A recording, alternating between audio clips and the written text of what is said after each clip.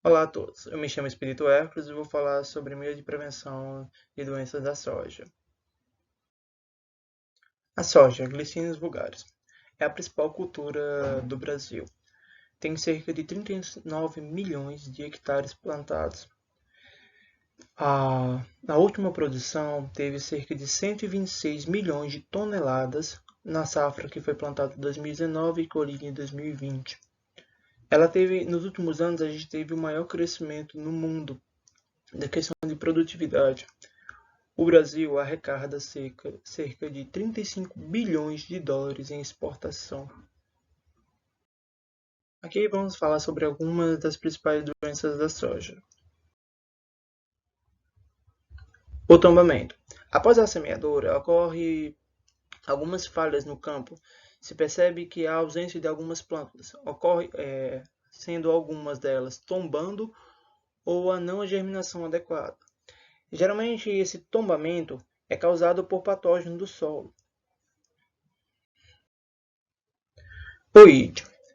Ele tem uma doença que tem uma camada esbranquiçada e que ela pode cobrir toda a parte aérea da planta. Antracnose. Ela afeta principalmente a fase inicial da formação das vagens, e sendo que ela pode acabar acontecendo o abortamento e queda dos legumes, tendo essa necrose, essa parte mais escura, podendo acontecer desde os pecíolos até manchas em toda a planta. Mancha-alvo. Começa com lesões pontuais pardas e com ralo amarelado. Essas manchas elas vão aumentando e podem chegar até 2 centímetros de diâmetro, podendo acontecer a desfolha e gerando a questão de problema de maturação precoce. Cercosporiose ou mancha púrpura. Ela tem manchas escuras, percebe-se as manchas escuras, e essas manchas escuras podem acabar acontecendo a desfolha antecipada. Ela também pode acabar infectando os grãos, que ficam roxos, e esses grãos, se semeados, se percebe um menor vigor dessas sementes. Septoriose ou mancha parda.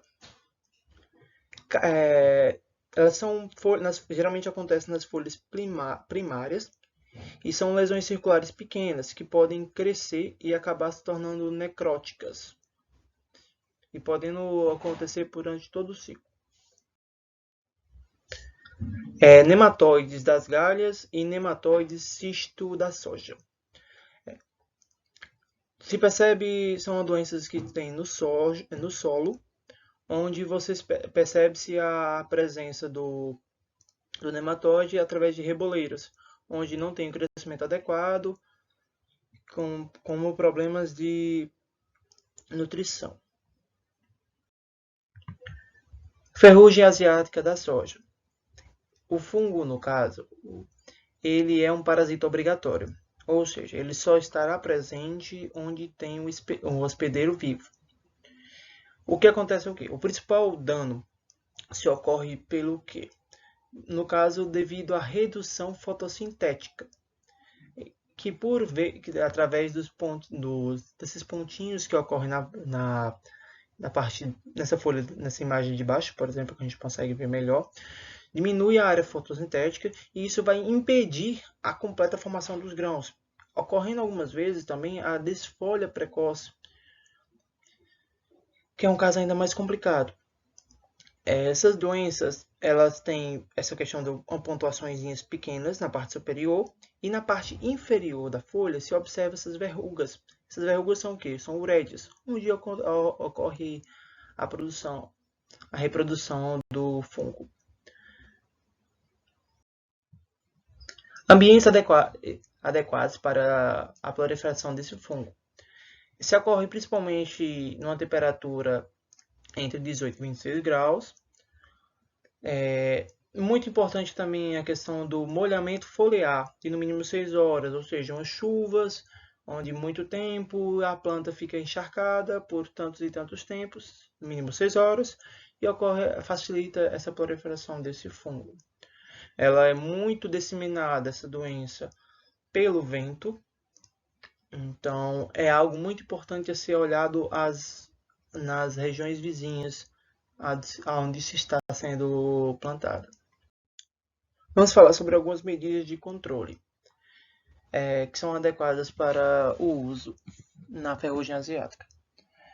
Se dá principalmente a questão do vazio sanitário, onde, pelo fato dele ser um parasita obrigatório, o vazio sanitário é essencial, pois diminui o inóculo inicial da doença, o que afeta, onde ela vai demorar muito mais para se apresentar durante o ciclo. A semeadura antecipada é muito interessante, pois devido ao vazio sanitário adequado, utilizando de forma correta, se tem um período onde não tem a doença presente. Então, por não ter esse patógeno, se você fizer a semeadura antecipada, você tem a menor chance de você pegar esse patógeno vir para a sua área de terras vizinhas, de locais vizinhos próximos. A utilização do calendário de semeadura é muito importante porque não se deve fazer o plantio muito tardio.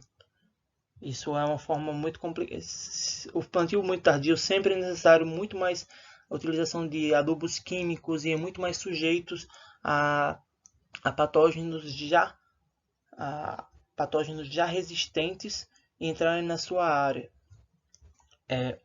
Priorizar por cultivo de ciclo rápido. Então, se um ciclo mais rápido, essa soja tem menor tempo de exposição a esse patógeno.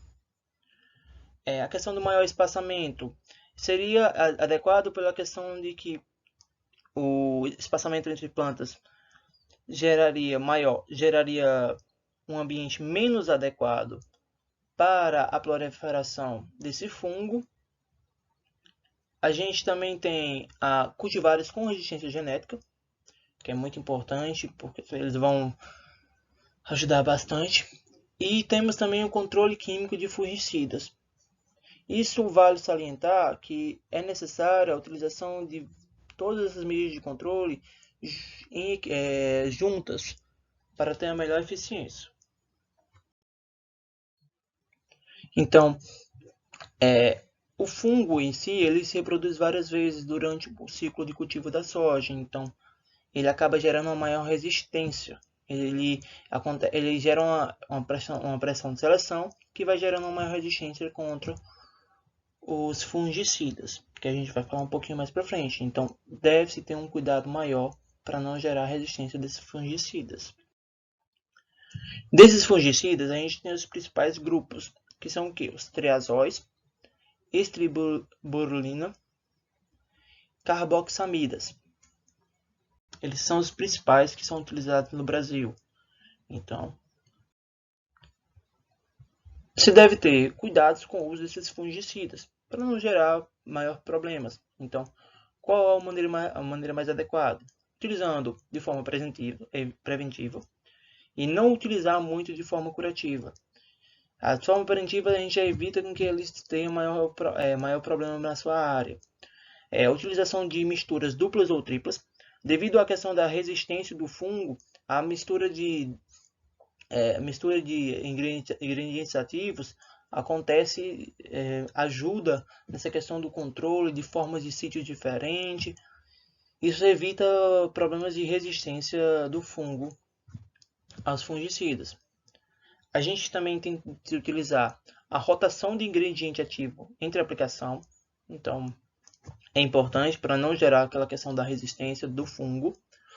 Respeitar o intervalo entre aplicações, que tem no rótulo, todo explicado direitinho. E também ter a utilização de equipamentos bem calibrados. Aqui, se é possível ver, tem um artigo falando sobre a utilização de aplicação de controle contra a ferrugem, e através desse artigo se percebe que é de maneira mais adequada a utilização de ponteiras que geram gotas médias. É isso. Muito obrigado.